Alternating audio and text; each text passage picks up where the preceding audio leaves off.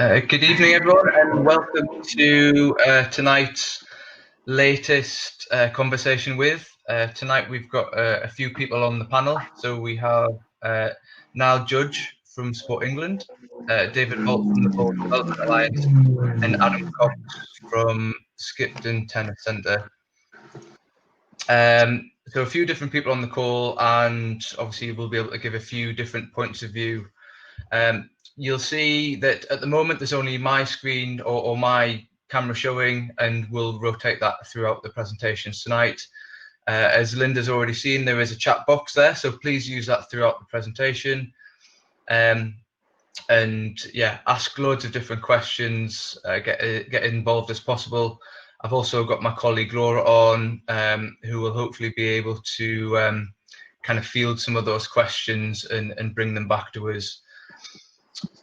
We'll also be running a number of different polls throughout the session tonight, so please kind of participate in those, and we'll find out some useful information, and that'll help us steer the conversation as well where possible. After each panel member has given their talk, we'll just have time for a couple of minutes of questions for each person, but then we will come back to questions at the end as well. I know loads of you will have some burning questions ready to go, but just to kind of cover a few things that we're not going to answer questions on. So that's anything on the government, timelines for different sports and their return, individual questions on what we can or can't do, and things like local issues on playing pitches or leisure centres or anything like that. So we're on this new platform Demio. This is all being recorded, so if there are any technical issues on your end tonight, we're going to be posting it on our websites tomorrow on both North Yorkshire Sport and Active Humbers. And we'll both be sending out a club support email tomorrow morning as well, with all the different resources that we're going to be covering tonight and loads of different areas on where you can get support, like our own websites on the club support pages, because there is a lot of information on there, and that is constantly getting updated as things change throughout the pandemic. So let's just start with one of the polls that we have. So not that one. Please bear with me.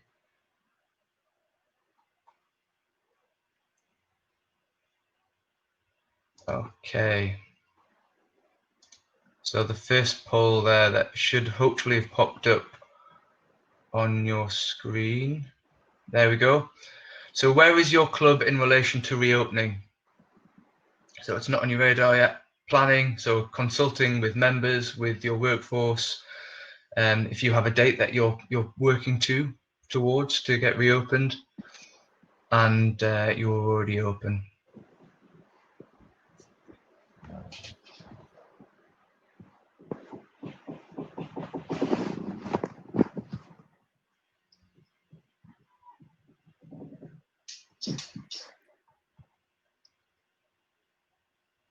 %84%. Has anyone not completed the poll yet?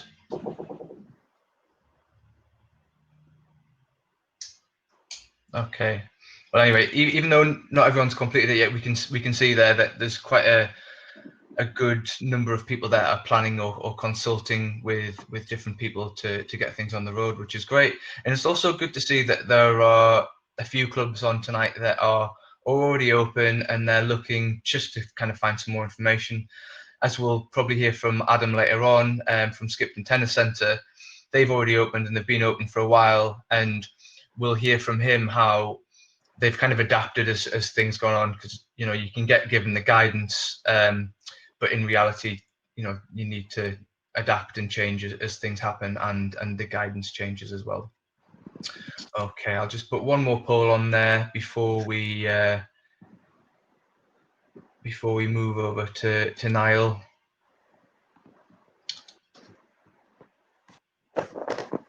Okay, second poll there. Okay, so what's your setting's general feeling around returning to sport or activity?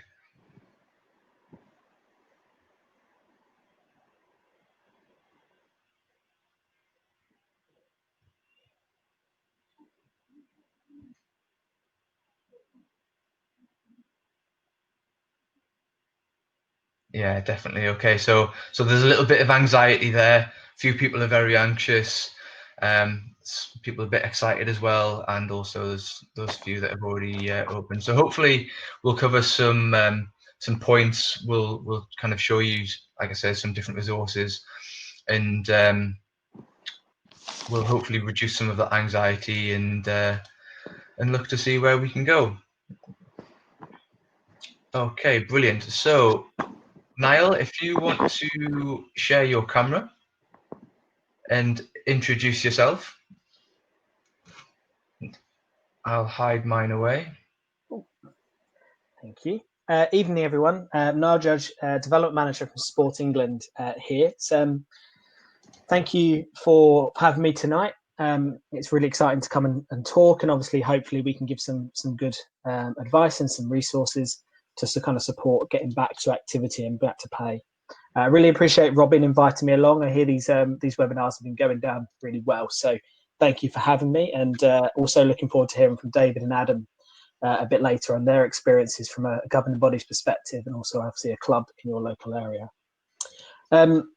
It goes without saying, it's been a difficult time for all, but clearly the premise of sport or physical activity coming back, for a lot of people will be a sense of normality, will be a sense of getting back to some sort of regularity, and actually that's a really, really positive thing. And we know that up and down the country, sports clubs have really, it's been really tough.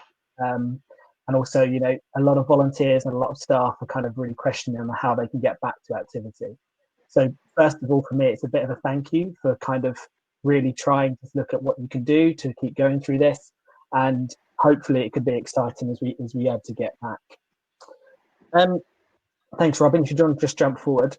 I just kind of wanted to get started just really quickly on kind of, I guess in some ways, just giving you a bit of a picture on physical activity and kind of what we've learned through coronavirus. So, I know we're still going through it. So at Sport England, we've been tracking some physical activity habits. What have people been up to? What have they been doing? How are people feeling generally around coming back? So what I would say is that overall activity levels have remained, I've put strong there. Actually, they have been strong through coronavirus. We saw a real boom, understandably, of home workouts at the start of this. And obviously walking, running, cycling have been understandably popular, as back in 12 weeks ago, 100 days ago, we were only allowed out once a day to do something. So they're really popular and stayed popular. We have seen a slight drop off in activity as the restriction began to be lifted. But as you'll kind of see just below, almost 3/4 of adults have said, they're looking forward to resuming sport, physical activity or exercise that they've not been doing. So we know people are really keen and chomping at the bit to get back to doing, whether that's sport in your clubs, whether that's physical activity in community centres, or whether that's getting back into sports halls, sports centres, swimming pools, the likes. Another really positive thing, and I think we've seen this up and down the country, and certainly clubs that I've spoken to about Robin in North Yorkshire, particularly some of the satellite clubs as well. Half of sports volunteers continue to do so through lockdown, which might not have been related to their club, but perhaps helping with the community effort. And that's why we know that volunteers do a phenomenal amount of stuff for their local areas and particularly for their clubs as well. And actually the same amount of people reported that they'd like to come back and do more sports volunteering when the time is over. So that's positive to see that kind of volunteering spirit is continuing throughout this, and hopefully, will continue going forward. As for children and young people, they were steadily active through lockdown. However, there's still high numbers that are not reaching that recommended amount of time to be active, which was notoriously tough, if we couldn't go out too much. It's something that we need to be really mindful of, I guess, as parents return to, parents or guardians return to other things in life. Could be jobs, could be other bits and pieces, but also the impact of returning to schools as well. So just need to be mindful in terms of physical activity. your clubs or organisations could be real outlets to support young people to continue to be active for those who you support. Thanks, Robin. Next one.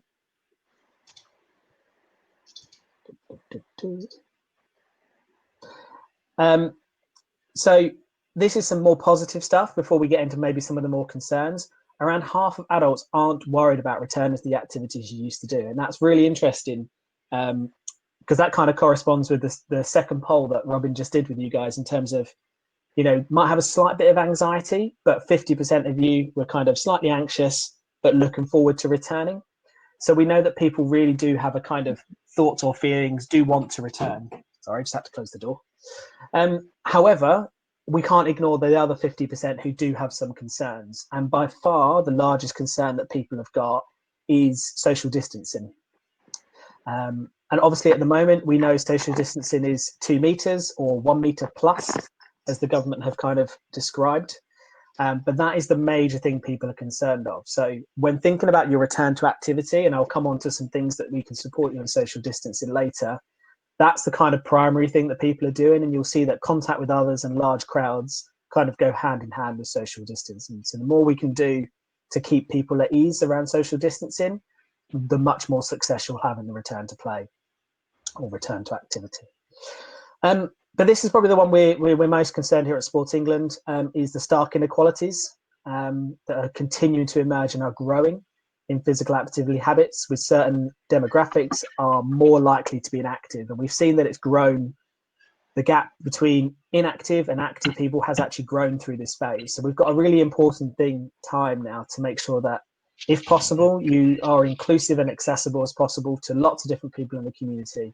We've seen lots of new connections grow through this pandemic, and actually we've got a real opportunity to keep reaching out and keep supporting those who need to become more active or less inactive. Thank you. Next one, please, Robin.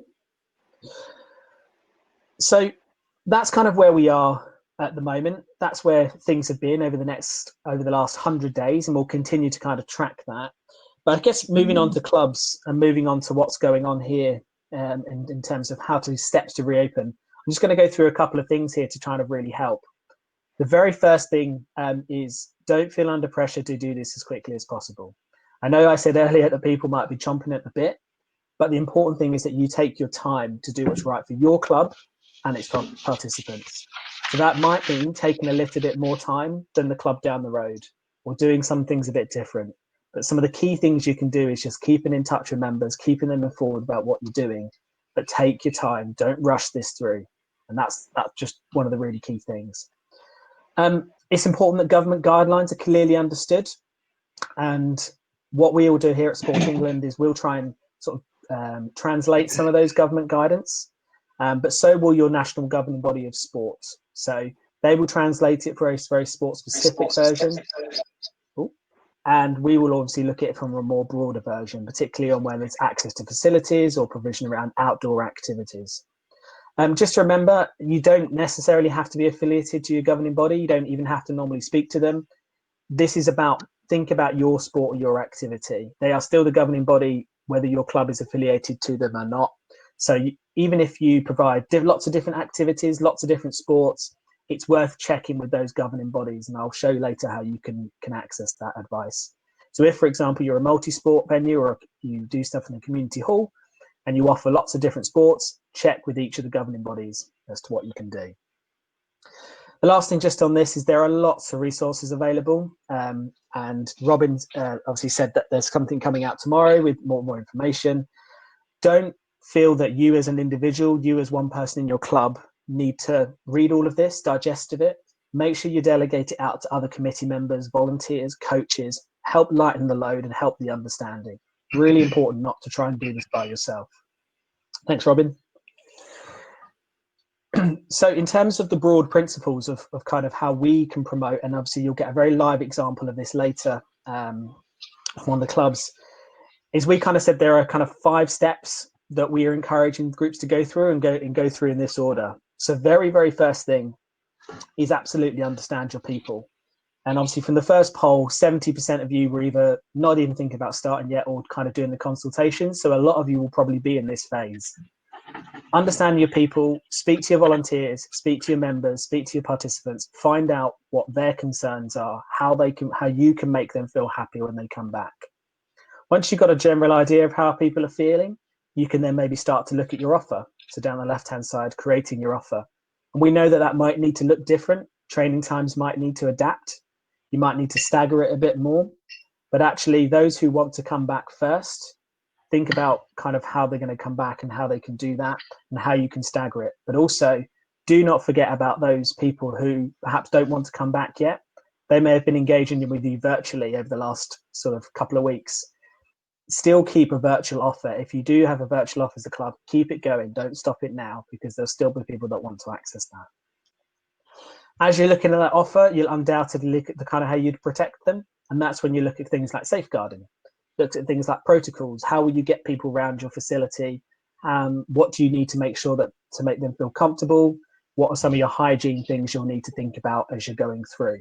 So try and think of those as kind of together. We roughly know what our people want. We know how we think we can then provide some offer to them, and we're starting to think about how we can keep them safe.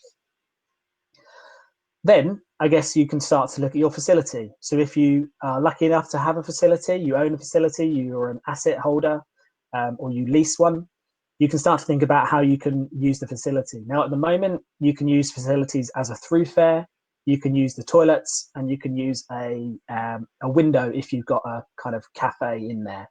That's all they can really be used for at the moment. But obviously, as restrictions change, keep an eye on what you can and can't do in those facilities. But the key things in that is about thinking about signage, thinking about if you've got plants that you might need to look at it. And I don't unfortunately mean the green things. I mean more like mechanical plants. If you need to start doing some of that testing and some of that work, you've got an opportunity to start getting some of that done as well. If you lease a facility or you use a leisure centre, obviously appreciate they're not available at the moment, then you can absolutely start to think about and learn about their protocols at that point. Finally, operationally and financially ready kind of says what it is on the tin. So making sure that what you are about to provide is going to be sustainable for you as a club. If it isn't at the moment, then maybe it's looking at a different way of doing things or thinking we need to wait a little bit longer. And when we talk about operationally ready, I think that's more about thinking about your volunteers, thinking about your committee, thinking about your coaches, and just kind of think, well, we need to have this many coaches here at this point. We need to think about us as a committee. What are some of the things we might need to change? Might need to look at code of conducts, might need to think about really getting into your risk assessments then. But at all times, just keeping people informed, keeping people going and what's going on. So I appreciate that's a little bit of a mouthful.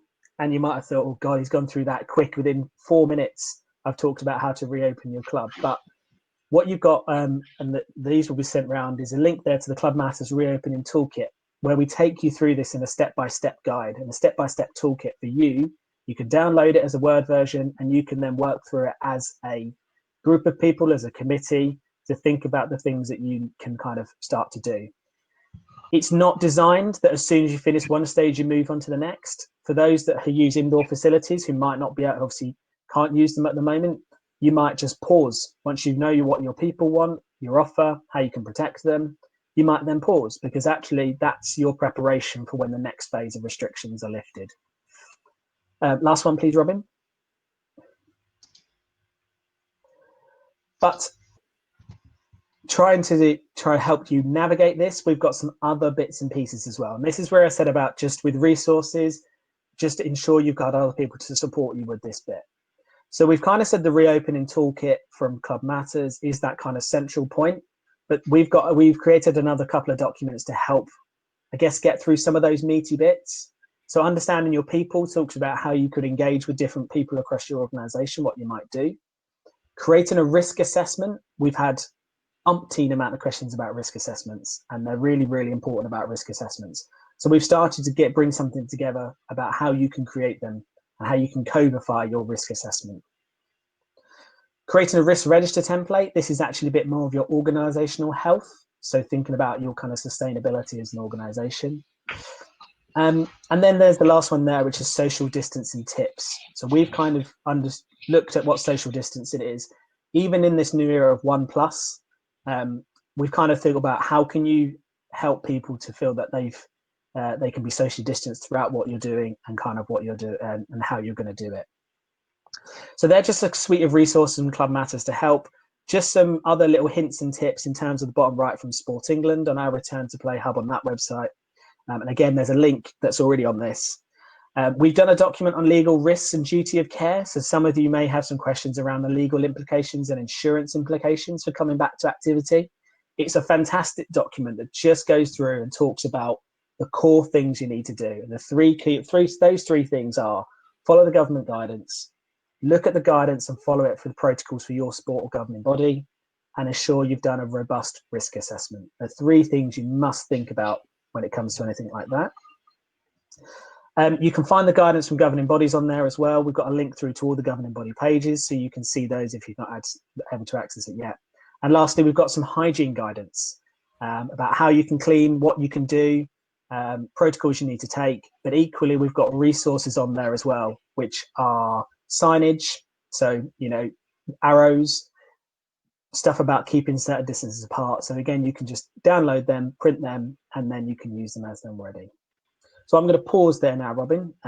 That's me for now, and I've probably gone on for a little bit too long, so I do apologise. That's not a problem at all. Thank you very much, Niall. Some really interesting stuff there. Thanks for that. So if anyone has any questions, if they could just start typing them away in the box, and then Laura will kind of relay them through to me. While you guys are doing that, just something that I picked up in the box there about people with lifelong limiting illnesses and disabilities. That's something that we may touch on with David coming up next, as his group are quite vulnerable generally. Generally, it's the older generation who play bowls, so we will cover some of that, I would have thought. And we will also cover how some clubs are easing anxieties of members, especially those with disabilities and other long-term health conditions. Do you want me to address some of those questions, Robin? Yeah, go on. And if you're happy to. Yeah. So Robert. Thanks, Robert, for your point. Robert's just put, if you use a village hall community initiative, they should have done a risk assessment and implemented the actions. Absolutely. But we'd also encourage you to do a risk assessment, like you said there, presenting your own risk assessment as well is key to do. And I think Margaret's question, I think Laura's just answered that. So Margaret's asked, I know village halls are able to open for the 4th, but can you play sports such as indoor bows or yoga indoors? At the moment, in community centres, the government advice says you cannot play sport or activity or do sport or activity in those arenas at the moment. I think that's all the questions. Simple. Okay, right. Okay, so before we move on to David, I'll just put his slide up. Thank you very much for that, Niall. No doubt we'll come back to you later on, and we'll just put the next poll up. David, while I'm doing the next poll, if you want to just share your camera and unmute yourself.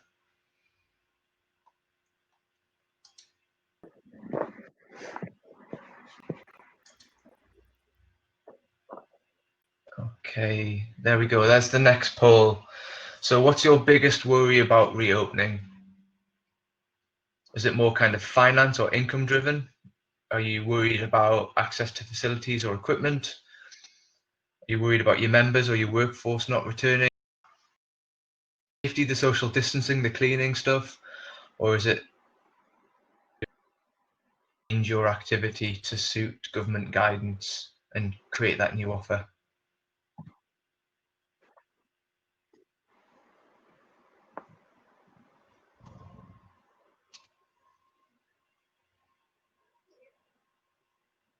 Okay, so bit of a mix, but health and safety seems to be the leading one there. So some of the documents, some of the case studies that we're about to hear, and Niall has just talked about, kind of goes through some of that information. But hopefully we'll be able to kind of give you an idea of what some clubs are doing, and as we always refer back to, there's the government guidance and then there's the national governing body guidance as well. So if you're worried about the kind of cleaning aspect of things or the social distancing aspect of things, there's the guidance there that you've got to follow. Okay, so David, over to you. If you just want to introduce Hi yourself. all. Yes, certainly, Rob. Hi all, I'm David Bolt. I'm the Northern Bowls Development Officer for the Bowls Development Alliance.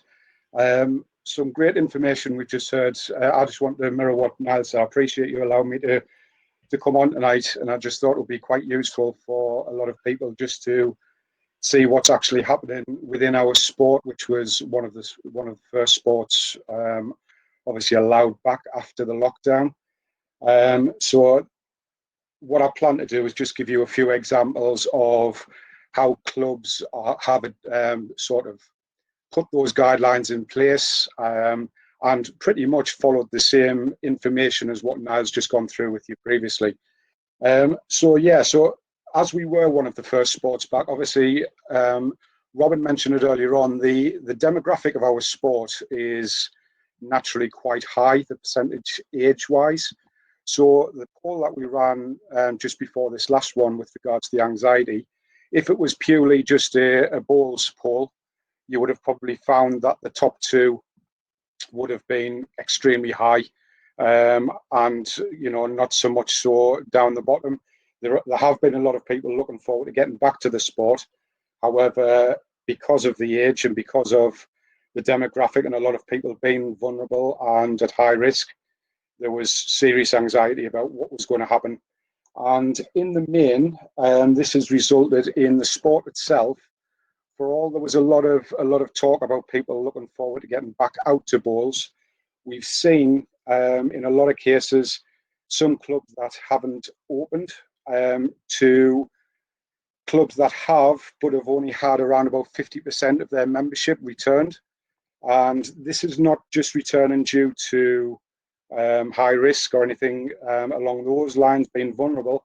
A lot of it's been down to the timing. I mean, if there was one thing to be fortunate out of all this, our sport's been quite lucky that it's fallen in our outdoor season. If it had fallen indoors, as we're aware, a lot of the leisure facilities aren't allowed to open, and literally there would have just been no bowls whatsoever. But because it has fallen outdoors, our season falls April to September. It has enabled clubs to open up. And basically, a lot of clubs have fallen in line and taken a very much a common sense approach, as well as following the national governing body guidelines, which basically have mirrored what the government guidelines have been. So a lot of the factors, could you just put the first visual on there for me, Robin, please? Yeah, so this will be seen, this was a poster that's been provided by Bowls England, and this will be seen in the majority of, if not all of the clubs. This should be sort of prominent for anybody who is attending the club, and it just gives the basic guidelines of what should be adhered to actually get back onto our greens and play the sport. And these factors will be with regards to actually setting up our greens. We generally have on average 6 rink greens. So one of the things that's been put in place is that there must be a space in between each of those rinks. So at the moment, with the guidelines that are currently in place, there is a maximum of 6 people allowed on one rink at any one time, and only 3 rinks per green. So there is only 18 people allowed on the greens at any one time at this moment. And because there is that space, it is allowing people to have that social distance. One of the main concerns about our sport is obviously the handling of equipment. So 2 of the main things that we would use in our sport is a mat and a jack. So what clubs are trying to do and making sure that they implement is having one person only dealing with that equipment. So even if there is 6 on a rink, ideally 1, maximum 2 people deal with that. And in some cases, my club especially, what we put in place, if you've got the equipment available, is actually providing individual mats and jacks to your members. But obviously there may be restrictions on that. So to back that up, one club I was at just Wednesday last week. They have basically got constant washing stations where you can wash the mats down, wash the jacks down. There is sanitising equipment available at all times. So they're basically making sure that people are using these before and after they've been on to actually have a game.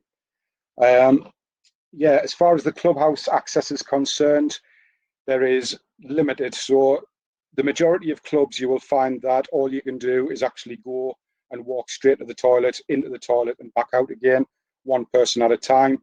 But in a lot of cases, clubhouses aren't actually allowed to be open, and I think a lot of councils are actually implementing this so that there are no clubhouses open at the moment. However, obviously from the 4th of July, if you do have a bar or cafe or restaurant, then providing you adhere to the guidelines that have been put in place for that, then the clubhouses are allowed to open for having a drink or being able to basically have some food in there. But again, it's all ensuring that the guidelines are in place. Other things that have come up with regards to clubs was making sure that they contacted their insurance for liability, just to ensure that they were covered for actually opening the club. And in most cases, what we found is that clubs have sent in the guidelines that have been provided by the national governing bodies, and that has been satisfactory for the insurance companies, and they've been more than happy to honour the insurance that is in place. So yeah, I mean that's pretty much common sense has been huge in this. It is a case of any worries. Basically, if you need to wear a mask, you wear a mask. Make sure you're keeping the social distance on the green, making sure all equipment is sanitised at all times. And as we mentioned, clubhouse is absolutely limited, and all posters, all information should be visual within your club for everybody to see. And if you just want to move on to the next slide there, Robin, it's just a few pictures there, just examples of what's in place. First one is the sanitising bucket, which has got a antibacterial solution in the water. Somebody has just literally finished a game there. They've put the balls in, they've washed the balls, and they will take that away. That's the mats and the jacks that are in there as well. So one person will pick those up and take them to wherever they're going to be playing. The next picture is the sanitising equipment that is available for anybody to use. And the third one below that is just the clear signage. And you may not be able to see it clearly on the door, but it's basically stressing that there is no admittance unless authorised to do so. So that is pretty much, in a nutshell, what is happening within the bowls clubs, what we've seen across the board, varying, as we said, on numbers. But again, it's just making sure that everything that basically is put in place with regards to guidelines are adhered to. And one thing I'd stress, what Niall mentioned earlier on, is just ensuring that you're keeping your members fully up to date, because there will be some high risk and vulnerable people who aren't able to get to the clubs as yet. And there is one of the biggest worries is, will they actually return to the sport? But I think what we found is, as long as clubs are continually keeping in touch and making sure they're fully aware of the situation, I think there will be a high chance that we will see a return as well. So that's me, Robin. Hope that covered.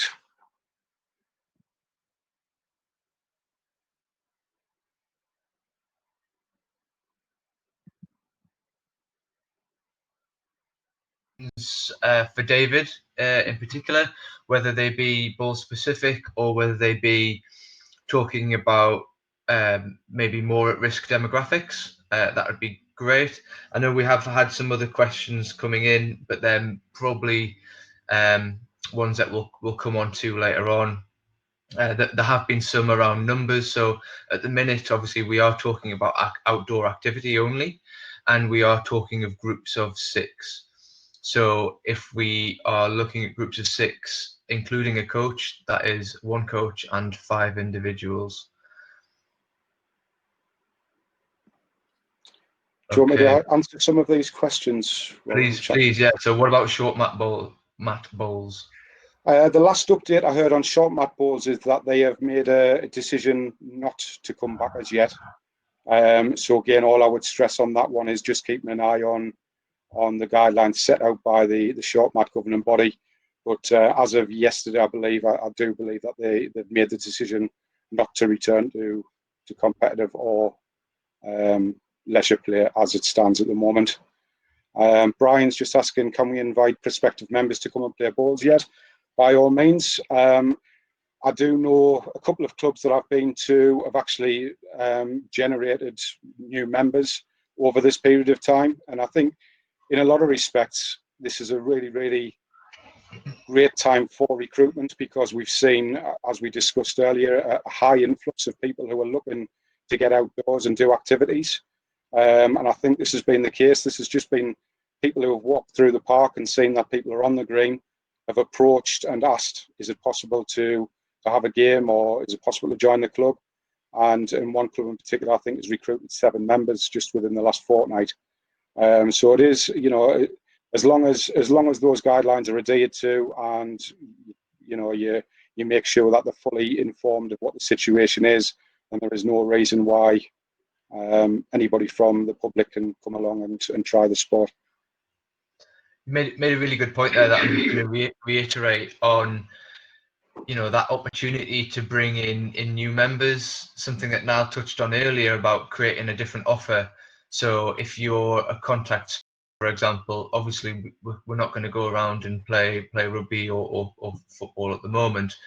So is this a good opportunity to create that different offer and engage those people who aren't normally engaged in that normal sport or that normal version of that sport? You know, because generally those people who do play that sport, they'll come back. So, you know, if you don't start playing your normal sport again for a couple of months, that's probably when those people will come back, and the majority, I think, will. But yeah, now's a really good opportunity to create that different offer and get some new people through the door. Okay, Brill. Thanks. There's been a good question there.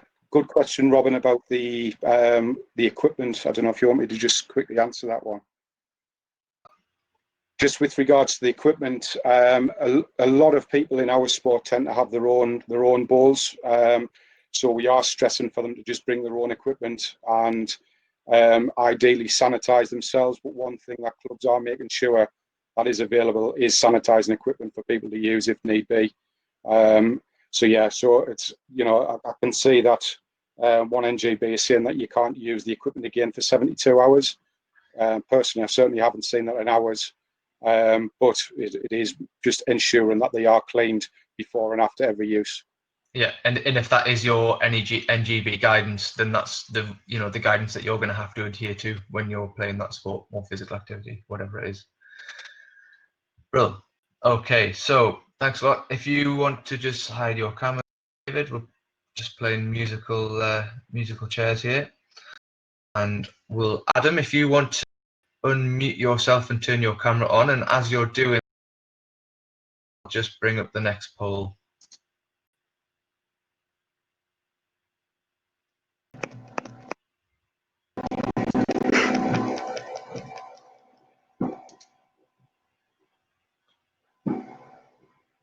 Okay, there. So, are you expecting, or have you thought less or the same?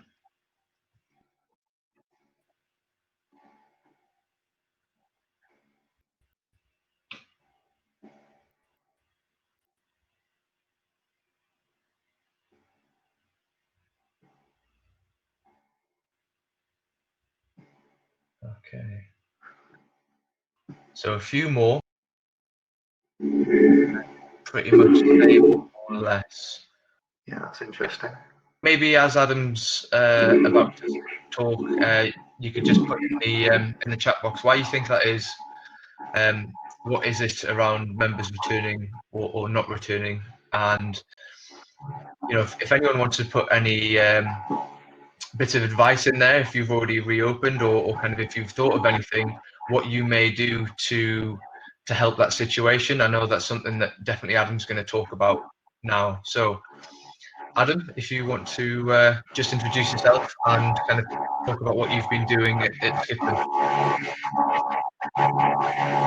Yeah, so it's Adam Cox from Skipton Tennis Centre. So I just want to say thank you to David and Niall, and also to you, Robin, for inviting me on this webinar this evening. If you'd have said, well, even if you'd have said 6 months ago that we'd be on a webinar talking about a pandemic that has literally shut down every sports club across the majority of the world, I'd have probably said you're crazy, but here we are. We're in this situation, and I think it's important for everybody and all the clubs and coaches that might be listening into this to understand that this is kind of new ground for everybody involved as well. So it's kind of a new territory.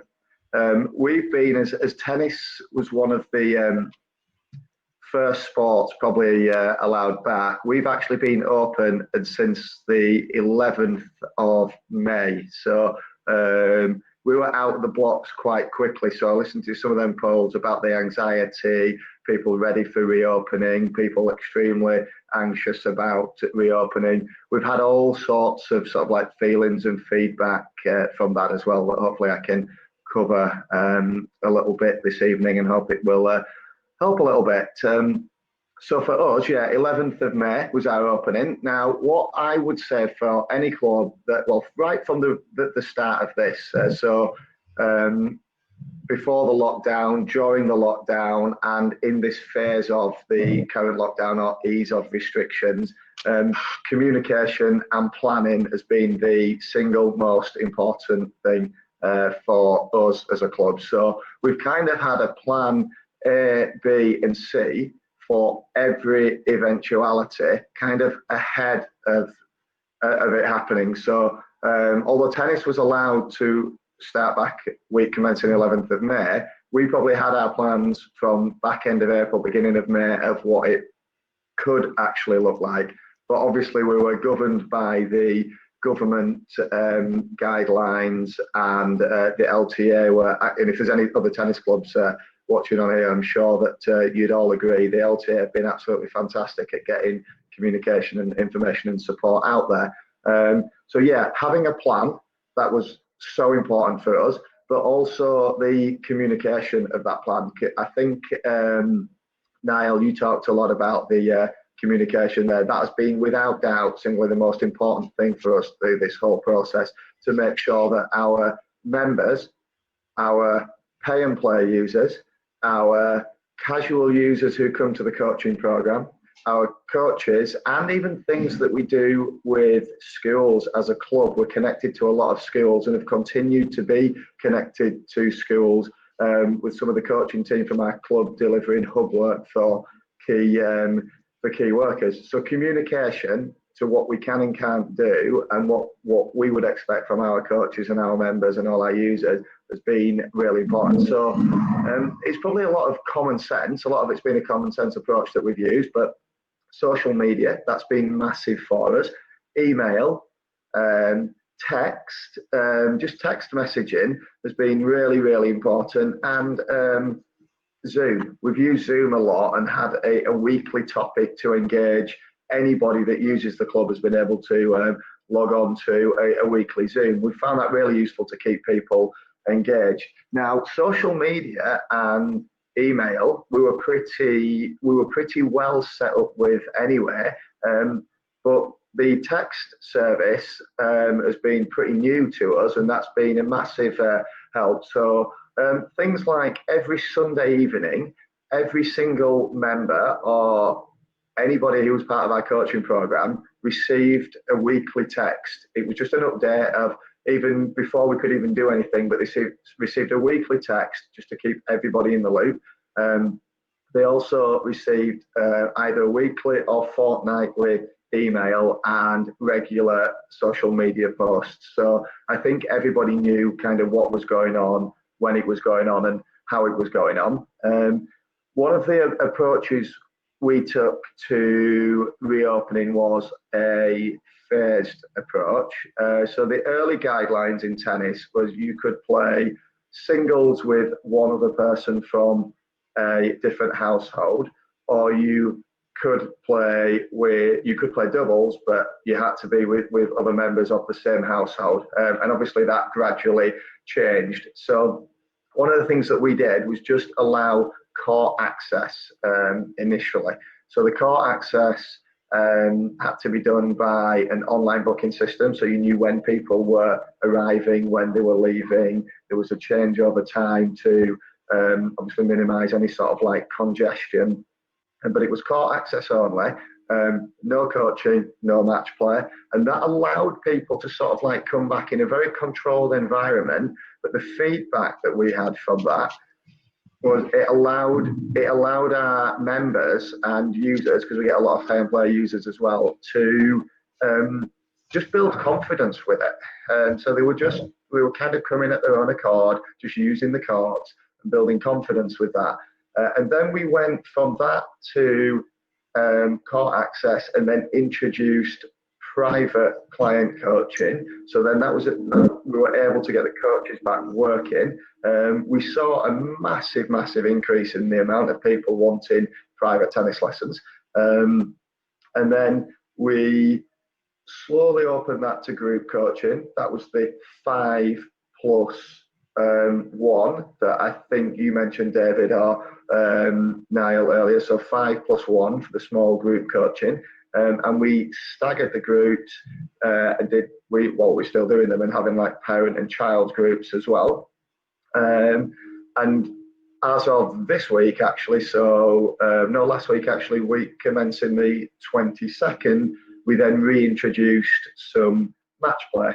So now at Skipton Tennis Centre, you can have court access, you can have private lessons, you can have coaching in 5 players to 1 coach, and you can play competitive doubles as well. Now we've set up one of the part of the planning phase. What we did, this will be the same for a lot of sports. The competition element of travelling in vehicles, playing against other clubs, is just not happening. So hence, and probably won't be able to happen for some time. Hence why we set up our own intra-club league, so we could still allow members of Skipton Tennis Centres to play against other members in a little bit more of a formal competition. Not quite what they would get if they were playing in the normal leagues, but it was a good substitute. We currently have just under 100 players a week playing in that, and we're staging the matches on a Wednesday, Thursday, and Sunday. So they're staggered, and it's proving nice and safe. Again, it's just about controlling the court space and the traffic to and from the club, and that's obviously the online booking system for us that is massive for that. We've got a lot of visual displays around the club, so we've really ramped up what we've done there. So we've got visual displays of what can and can't be done, what is closed. So obviously outside social areas are closed. The clubhouse itself is closed. We do allow people in one at a time if they need to use the toilet facilities, but in essence, the clubhouse is closed, and outdoor social facilities are also closed. So people are basically coming for the game of tennis and leaving, and not socialising. Hygiene, as you saw in the earlier display from David, we've got all the hygiene as well happening. So all the hand sanitizer, encouraging people to bring their own equipment, tennis rackets, tennis balls, use new tennis balls. But we are still lending tennis rackets as well. We're just sanitising the equipment down after it's used. Coaches are using their own equipment in small bubbles, so things like cones and tennis balls are crossing over different groups as well. So again, just a bit of a common sense and thought out approach. But I would say everything I'm talking about now, we have been communicating again through email and text. So everybody that's using it is getting that message, and that's just basically instilling confidence in everybody to return. I know it's been mentioned about marketing, but we've taken that really seriously as well. We've had lots of we've done the sponsored ads for like $1 a day and things like that on Facebook. They've been really successful, and we've got a lot of crossover sport happening. So we've got a lot of people using Pay and Play that we know may have played rugby, football, cricket, badminton, squash. We know that they're going to return to them sports. They've already said we're going to return to them sports as soon as they can start, and that is great, because obviously we want all the sports to thrive. But at the same time, we've allowed a platform for them to come and also keep fit, keep exercising, and try another sport. So yeah, having various different sort of like pay and play membership offers, coaching offers, and marketing that has been really important. Because we've probably seen about 40 to 50 new players a week just on pay and play. So things like people turning up for coaching. We've had registration points outside, and we have staggered that. So there's been no more than probably 3, 4, 5 people turning up at any particular time to register. Everybody's been patient. They've just had to wait their turn, come up to the gate one at a time. In they come, they get registered, they have the session, and then the parents pick back up at the gate as well. So they're not congregating. We're quite lucky. We've got quite a big car park with maybe 200 spaces. So we've created there a outdoor registration point as well. So hopefully that covers a lot of what we've been doing. If there's any questions, feel free to fire them in. Thanks, Adam. Yeah, we've had some good ones, and I can see the discussion happening in the chat box there on people giving different methods of communication. So Adam, you talked about talking to both your members and your workforce. How did you go around doing that? Did you have a Facebook group, or what? How did you go about it? Yeah, so with the coaching team, we have a WhatsApp group that has been really effective for us. So just as simple as a WhatsApp group. We've had Zoom meetings, and every time we make any sort of like significant change to what's happening, we make sure that first of all the team at the tennis club are aware of that. And traditionally, that's just been with a Zoom meeting. And ironically, we've got one this week on Thursday. Brill. There's currently a discussion in the box at the moment about a booking system called Flock. I'm not familiar with it, but apparently it's a booking system. If there's a cost to it, there is a small charge, but if there's no cost, it is free. Okay, Bill, has anyone got any more questions for Adam then before we move on? Adam, can you clarify around doubles play? Doubles? Yes, yeah. I presume that's around the social distancing between the people who are on the same side. Yeah. You can play doubles. It's allowed to play. It's well within the guidelines. You've just got to obviously practice your social distancing. So things like not changing ends, no handshakes at the end of a set or anything like that. And just kind of a bit of communication, a bit of common sense, and keeping more than a couple of meters apart. Does it have to be people from the same household on the same side, or can you mix it up as long as you maybe play front or back or left and right? Yeah, you can mix it up now. Yeah, you can mix it. Yeah, 4 people can be on the same court and from a different household. Brilliant. Awesome. Thank you very much. Okay then, right. So not got a lot of time left. We may run slightly over. Apologies for that. So before we move on to myself, just to kind of go over a few more things, we'll run one last poll. We'll just put it up there.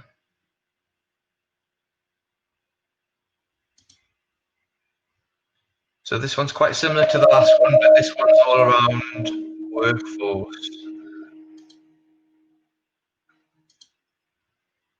Adam, I'll just turn your camera on and mute your mic. There we go. So are you expecting, or have you seen the same, less, or more workforce returning?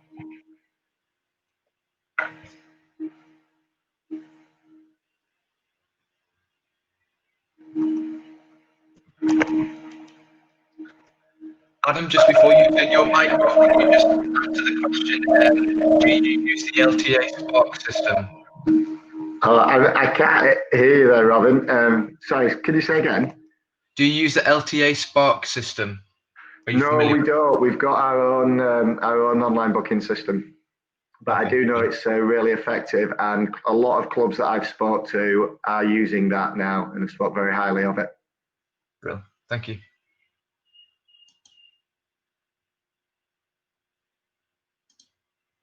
Right. Okay. So the same or less. Okay, that's interesting. Okay, and just like last time, if you want to just put some information on the chat box why you think that is, if that's through insight or discussions that you've already had, then just let us know why.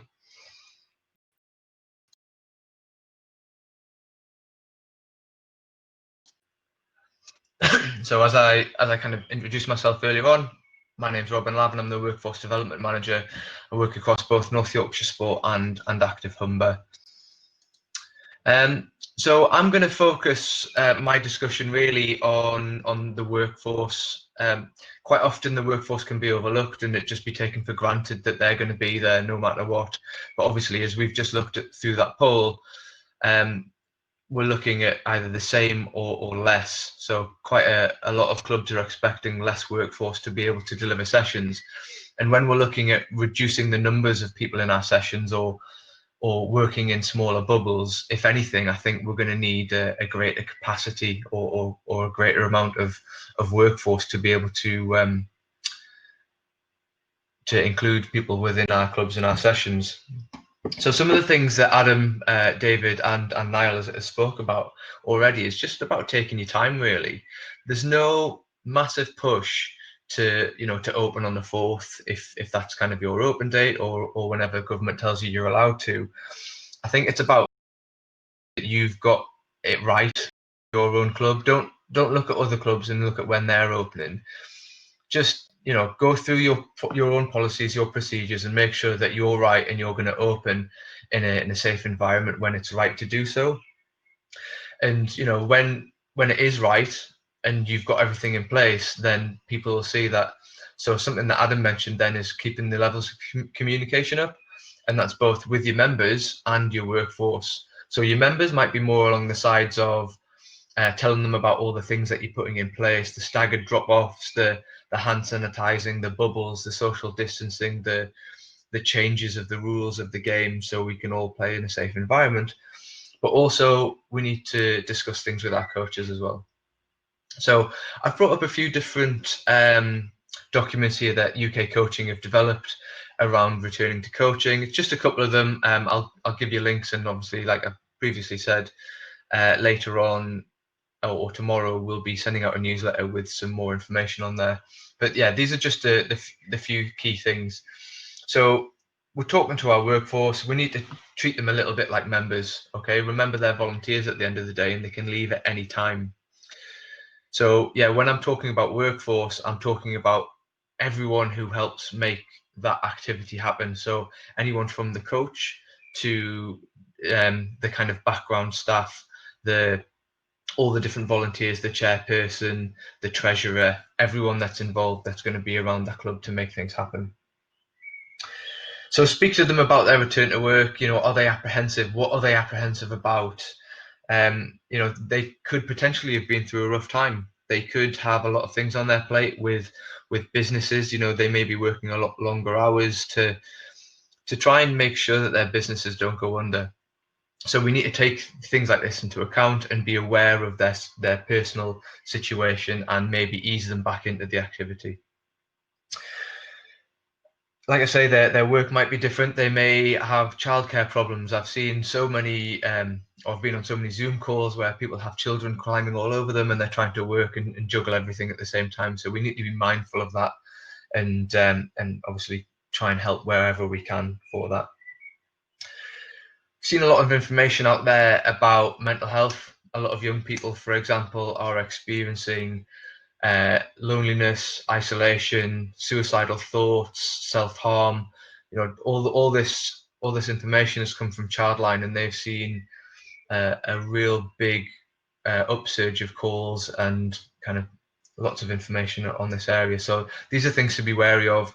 And at the moment, UK Coaching have some mental health awareness for sport and physical activity, which is free of charge. And that's just on their website, online learning, and it only takes a couple of hours. So I'd kind of urge you to go on there and learn more about mental health if you've not already done so. So kind of looking at these resources that I'm just going to talk through briefly. just some things for your coaches to be aware of, and definitely send these on to your coaches and any other training that may have kind of popped up. And training doesn't have to be a proper course. It can be a blog, it can be a webinar, it can be a podcast. Loads of different resources and materials out there to upskill our workforce.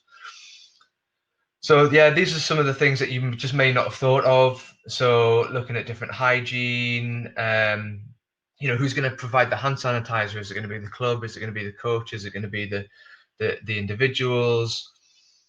Have you looked at how you're going to deliver first aid if someone needs it with social distancing? How are you going to provide put sunscreen on? Different things like this, things that you just need to be aware of. Like I think Niall mentioned earlier, look at your codes of conduct as well. That's your parents' code of conduct and your players' code of conduct.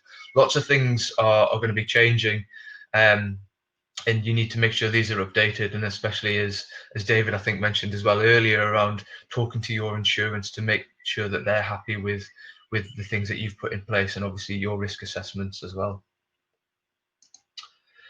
So this is the kind of the do section. Obviously delivering the session, how things are actually going to work in practice. Are bibs necessary? Do you need them, or could you ask your individuals to wear specific colours? So you're kind of taking a lot of things out there. We talked earlier about different lifelong limiting illnesses or disabilities and how people are of higher risk. They may not be comfortable coming down to your session face to face, and just because you're opening a face to face environment doesn't mean that your potential online offer should stop. If there's still people there wanting to use that offer, then that's definitely something that that you should carry on with. Mental health and well-being, yeah, something I've already kind of looked at. And here's another one, and then reviewing the session afterwards. So look at how you connected with your participants. Have you got that bond back? Or if they're a new participant, have you created that bond? Have you made sure that you deliver to their offer? So talk to them, find out what their motivations are, and make sure you try and deliver to those motivations. As we've already spoke about and discussed, it could be someone that maybe never came to your club before because they didn't want that competitive environment, and they think this might be more of a social, and they just want to get out the house and they want to see people and have some fun. So take all these things into consideration. Get feedback from your session. Obviously this will be a new thing for everyone, and you need to make sure that people are enjoying it, people feel safe, and we're kind of reducing people's anxieties around being there in the session. And what would you change for next time, if anything? And obviously this is a learning environment for everyone. So if you try something and it doesn't work, don't worry about it. Just think about how you might change it to make it work. Okay, so we've got a few different support documents here that we're going to send out tomorrow. So there's the Activity Alliance, all about reopening your activity and inclusive response. So I'd advise everyone to look at this document. Actually, it's really good, it's really comprehensive, and it's not just about people with disabilities. It goes through everything that you could really want to know, from kind of looking at drop-off times to speaking to your workforce, to speaking to your members. Loads of different things in there. It's a really good document. And as Niall said, there are lots of different documents out there. There's some really good ones here. The Club Matters ones are excellent. And from the research that we've carried out with our COVID-19 context survey, they're directly answering what people's anxieties are. So there's the EMD UK Group Exercise Support Pack. So if you deliver fitness activities, that's a really good resource to go through. And then there's a number of different UK coaching resources on returning to exercise. So there's a plan do review ones that I've just looked at. There's developing people, looking after people, mobilizing people, and using your people as well. So like I said, these will all come around tomorrow in your resource packs. But if you go into UK coaching and just do a search for those, you'll find them without a problem. So we're just going to open the floor for questions, and as we do so, I'm going to hide my camera. If Niall, David and Adam could show your camera again, and if we have any more questions coming through, that'd be really good. Let me just turn mine off. So as the questions are coming in, just to kind of go through kind of my closing comments. So we spoke about a lot of different things tonight, but I think one of the overall comments or things that we should leave with are just to take your time and make sure you get everything right. Follow government guidance and NGB guidance and keep an eye on those things, because we're in a constantly changing environment. You know, one moment you could be there playing sport, the next moment your area could be in lockdown. You know, we've seen that with Leicester. So just keep an eye out and look at the information. Again, refer back to the North Yorkshire Sport and the Active Humber Club web pages, because they're constantly being updated with lots of different information for clubs and different support.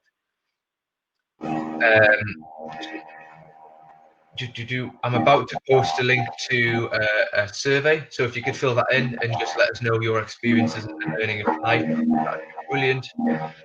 Yeah, we are also planning some further learning on leadership teams, business planning, and legal structures. Leadership teams is next Tuesday night, and the booking of that is live on the website at the moment. The business planning and legal structures is coming very shortly. They are delivered by Club Matters. They are. I'm not sure where that sound's coming from. Adam, it sounds like you are in an air. So if I'm just going to, Adam, I'm just going to turn your mic off for a moment. And if we have a specific question for you, I'll unmute you, because I think that sound was coming from you. Okay, right. So, Laura, are there any questions coming through? I know there was something about athletics earlier. I'm not sure if that was answered by Niall or not. Niall, is that a nod? Did you see and respond to that? Yeah. Okay. So, any other questions coming through? Right. Well, we're waiting for that. I'm just going to post our feedback survey. So, feedback survey just takes 2 minutes to fill in. It's just letting us know how you found tonight. Okay. Any indication of when bubbles 1 to 5 will increase? I'm presuming from what I said earlier on at the beginning, no, there is no indication of that. And this Niall shaking his head as well. So yeah, I think, sorry, Lorna, we're just going to have to wait and see. No one knows. Okay, resource packs on fitness training would be helpful. Yeah, that's the EMD one that I looked at before, and that's a really good resource. Adam, what tech service did you use? Did you say, sorry? There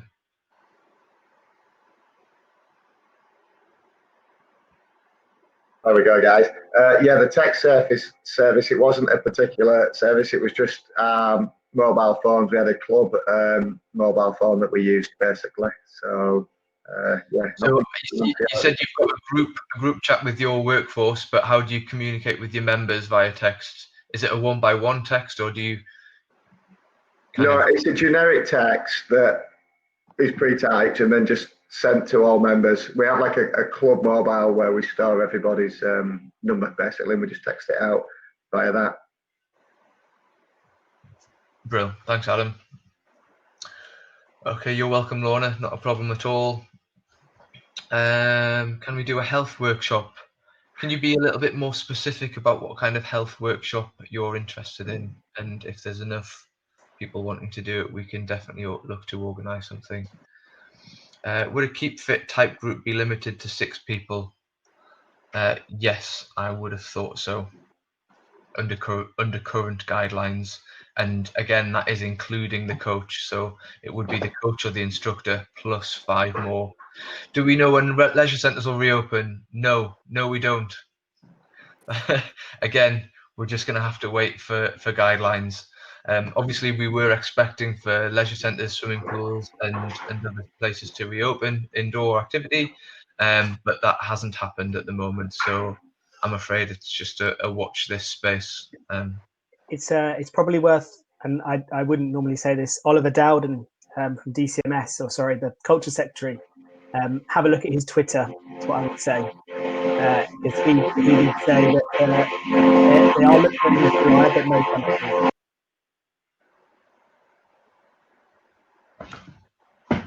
Sorry, Niall, could you just repeat the name there?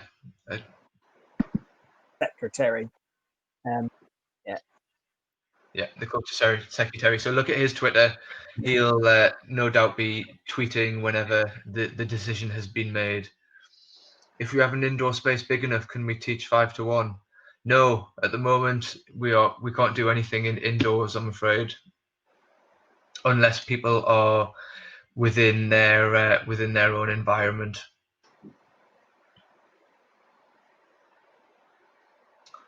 Okay, if we have an open field.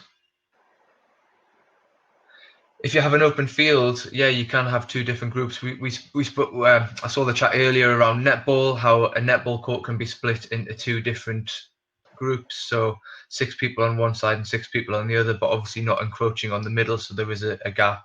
As long as social distancing of 1 meter plus is carried out, I don't see a problem within that. Okay, toilet facilities. Adam, you spoke about that earlier, I believe. If you not Adam, sorry, David. If you wanna answer that one. Yeah, we've. I mean, the toilet facilities within the club, as I'd mentioned, some clubs have decided just not to open completely. So if that is the case, they're making sure to communicate that to anybody in attendance to ensure that they are aware of this, because it may be a deciding factor as to whether they come down. But those who are opening, most clubs are putting barriers up to create a corridor direct to the toilets, and are ensuring that basically all handles are sanitized after. So to be honest with you, I think the question was around if there's nobody there, should toilets be open? I would say if there's nobody there to basically from a committee or from management or whatever it is, then the clubhouse shouldn't be open anyway, because there should always be somebody there in attendance to ensure that guidelines are being adhered to and that the regular cleaning does take place. Brilliant. Thanks a lot there, David. Adam, possibly a few questions for you here. So I'm going to say, talking about separate groups, and I know we've had a discussion about your summer camps and how you've got a number of different groups taking place throughout your kind of facility.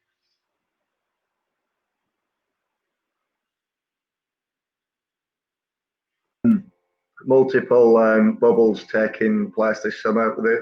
We are actually completely full right up until the 7th of September, pretty much. But yeah, 1 coach per bubble, basically, is what we're working with. So not 1 coach working with 2 bubbles, 1 lead coach per bubble. Brilliant. Thank you very much. So this might help. So if we've got the 5 players plus the coach in a bubble, that's 6 people. We might have up to 8 bubbles here at any particular time. So 8 bubbles.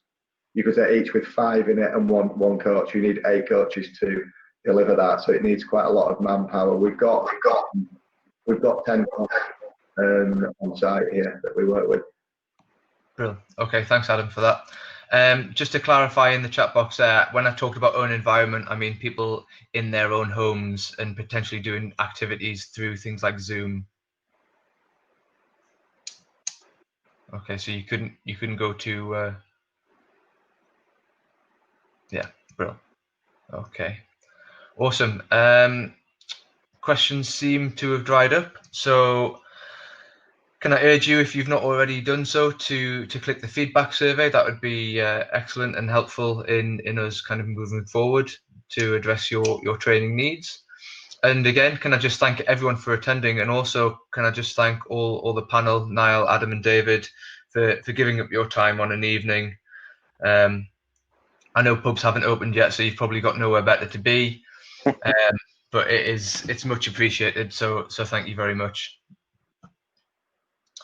And yeah, if anyone wants to watch this back, it'll be put on our YouTube channels tomorrow. That's North Yorkshire Sport and Active Humber. And also thank you to Laura, who's been manning the chat box for me. Thanks a lot. Okay, have a good night, everyone. Cheers.